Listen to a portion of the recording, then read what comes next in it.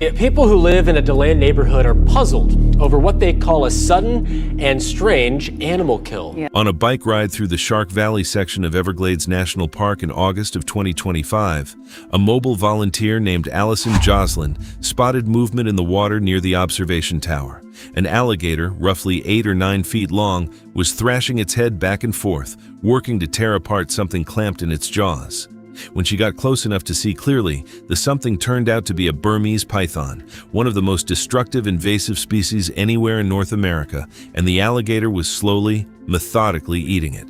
It was not the first time this exact scene had played out in front of a camera, and it would not be the last. Across the past several years, video after video has surfaced from the Everglades showing Florida's original apex predator doing something researchers only recently confirmed happens with any real regularity: killing and eating the snake that has spent decades devastating everything else in its path. Before we get into how that happened, if you're into real, deeply researched nature stories like this one, hit like, drop a comment, and subscribe now so you don't miss the next one. To understand why footage like this generates so much attention, you first need to understand just how thoroughly Burmese pythons have dominated the Everglades since establishing a breeding population sometime before 2000. These constrictors can exceed 19 feet in length and weigh well over 150 pounds, and a 2012 study connected their spread directly to catastrophic declines in native mammal populations, with road surveys documenting raccoon sightings dropping by more than 99%,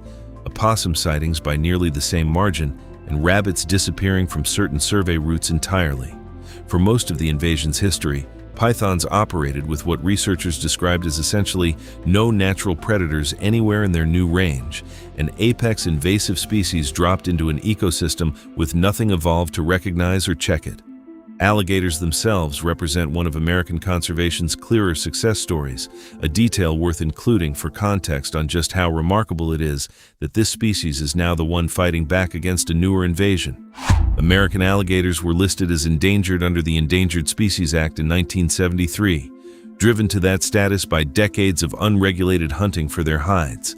Coordinated protection efforts and captive breeding programs allowed the species to recover dramatically, and by 1987, alligators had been removed from endangered status entirely, their population across Florida now estimated at roughly 1.3 million animals. That recovery happened decades before Burmese pythons ever established themselves in the same swamps, meaning the alligator population now documented preying on pythons was already fully rebuilt and thriving by the time it needed to face down an entirely new kind of threat. The American alligator was always the one animal capable, at least in theory, of changing that equation.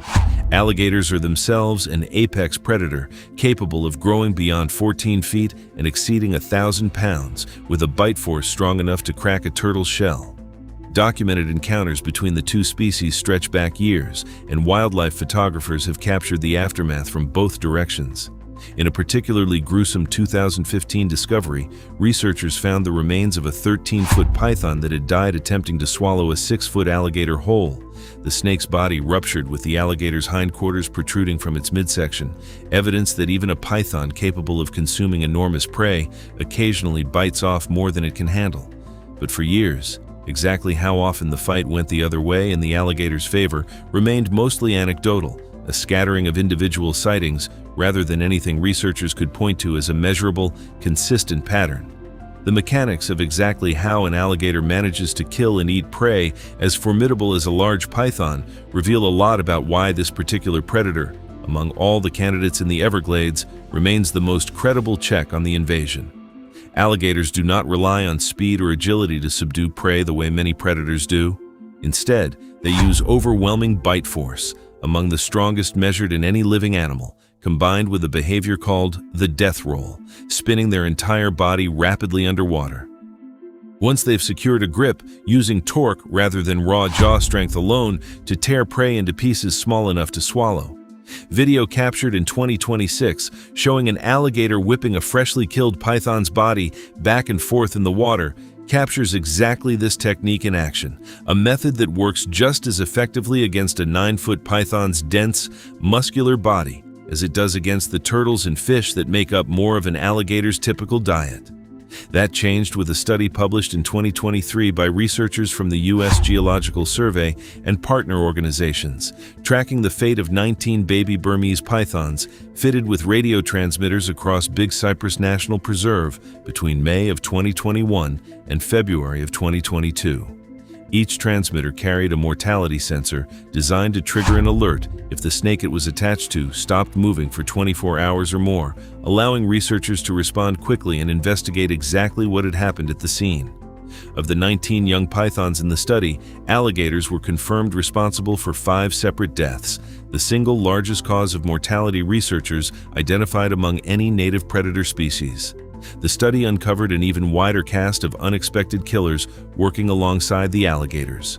Florida cottonmouths, a venomous native snake species, accounted for 3 more deaths, evidence that a snake barely larger than its prey was nonetheless capable of successfully hunting and killing a juvenile python.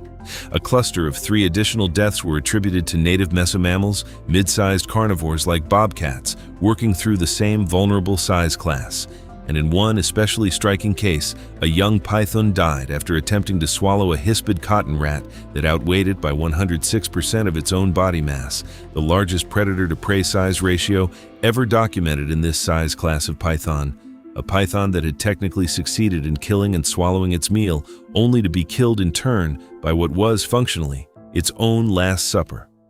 The cottonmouth deaths documented in the 2023 study deserve particular attention, since they represent one of the more counterintuitive findings in the entire body of research. Florida cottonmouths rarely exceed 4 feet in length, dramatically smaller than even a juvenile python at several months old, and researchers had genuinely not expected a snake this size to successfully prey on an invasive species already established as one of the largest constrictors on the planet. Zoo Miami later confirmed one such case directly through X-ray imaging, locating a python's implanted radio transmitter along with the snake's spine inside the digestive tract of a cottonmouth that had swallowed it whole. The find offered unusually direct physical proof of a predation event that researchers had previously only been able to infer from a transmitter's location and a mortality sensor's alert, closing the loop on exactly how one of the study's more surprising confirmed kills had actually happened. Mark Sanfoss, the USGS biologist who led the research, described the diversity of predators the study uncovered as a genuine surprise to the team. Scientists had not been certain going in whether native Florida wildlife would even recognize a juvenile python as viable prey at all, given how recently, in evolutionary terms, the species had arrived in the ecosystem. Finding confirmed predation from 4 distinct native species within a single study, cottonmouths, alligators, mesomammals, and an opportunistic rodent, suggested the answer was not just yes, but that multiple parts of the Everglades food web were independently, without coordination, beginning to treat pythons as a food source rather than purely as an unstoppable threat. The bobcat, credited alongside cottonmouths and alligators in the 2023 juvenile mortality study, has its own separate, well-documented history of taking on pythons at a different life stage entirely: the egg. In June of 2021, a hidden camera set up by USGS researchers at a python nest site in Big Cypress National Preserve captured a male bobcat returning repeatedly over 2 days to raid the unguarded nest, eating, trampling, and caching eggs despite the obvious risk of the nest's owner, an adult female python, returning at any moment. Researchers described the footage as the first recorded instance of this kind of nest predation directed at pythons, evidence that Florida's native wildlife was finding multiple different points of vulnerability to exploit across the invasive snake's life cycle, not just the juvenile and adult stages the alligator and cottonmouth findings focused on. The video evidence that has continued surfacing publicly in the years since the study's publication reinforces exactly what the data suggested. On Thanksgiving Day in 2024, a tour guide at Shark Valley filmed a large alligator, quickly nicknamed Godzilla by onlookers, dragging a python estimated at nearly twice its own length through the water, describing the scene as unlike anything she had witnessed in years working in the park.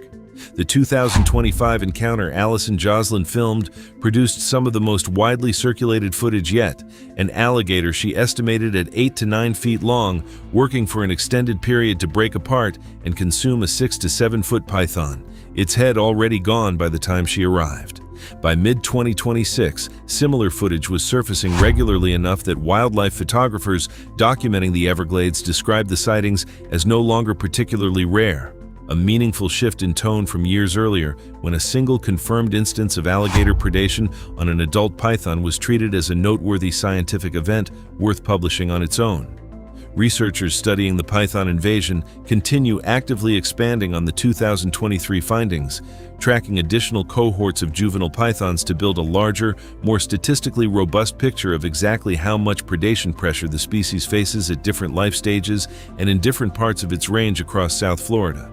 Sandfoss himself has noted that studies like this require enormous amounts of field time and effort relative to the amount of usable data they produce, since researchers have to locate, capture, and surgically implant transmitters in dozens of juvenile snakes, then track each one individually for months, often trekking through dense, flooded terrain, simply to confirm a single mortality event. That labor-intensive process is precisely why a finding as significant as 5 out of 19 tracked pythons falling to alligators took years to formally document and publish, even though anecdotal video evidence of the same basic phenomenon had already been circulating publicly for years before the study's release.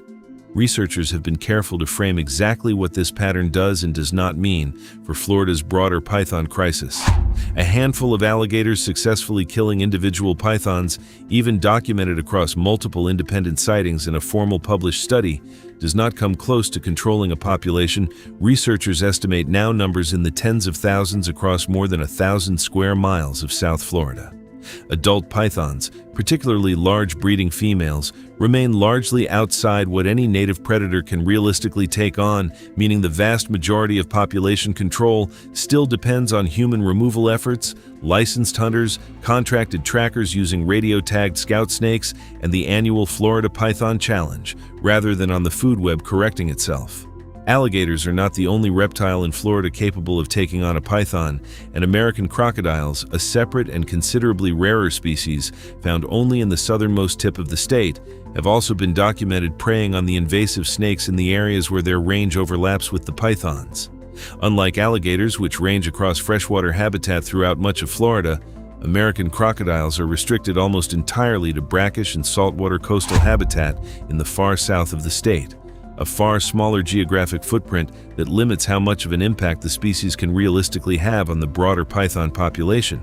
Their confirmed involvement in python predation nonetheless adds another line of evidence to the same underlying pattern researchers have been documenting since 2023. Wherever a large enough native reptilian predator overlaps with pythons in the wild, at least some individuals within that predator population appear willing to treat the invasive snake as prey rather than simply coexisting alongside it. Not every encounter between the two species ends with the alligator on top, and the reverse cases help explain why researchers describe the relationship as a genuine, ongoing contest rather than a one-sided rout. Documented instances of pythons killing and consuming alligators stretch back years, including a widely circulated 2022 discovery of a nearly 15-foot female python found in the process of swallowing a full-grown white-tailed deer, evidence of just how much prey mass these snakes can handle when a meal goes their way. Researchers studying jaw mechanics have confirmed pythons are physically capable of consuming alligators up to a certain size, meaning the outcome of any individual encounter likely depends heavily on the specific size matchup between the two animals involved, along with which one manages to gain the first decisive grip. That variability is part of why a large systematic study like the 2023 juvenile mortality research mattered so much scientifically, since it moved the conversation beyond individual cherry-picked viral videos and toward an actual measured rate of how often alligators come out ahead across a meaningful sample size. The Judas snake program that has become one of Florida's primary python removal tools operates on a strikingly similar logic to what researchers observed with the native predators, exploiting the invasive species' own behavior against it rather than relying on brute force searching alone. Wildlife biologists surgically implant radio transmitters into captured male pythons and release them back into the wild during breeding season, when males travel long distances specifically to locate receptive females. Tracking a single tagged male can lead researchers directly to a breeding aggregation, allowing them to remove the female he was searching for, along with any other males gathered around her in a single operation. In an early trial of the technique, researchers using just 4 tagged snakes over 3 months located 15 additional untagged pythons, 12 of which were successfully captured and removed, a far more efficient outcome than blind searching across the same stretch of habitat would likely have produced. What the growing body of evidence does represent is a meaningful shift in scientific understanding of just how one-sided this invasion actually is.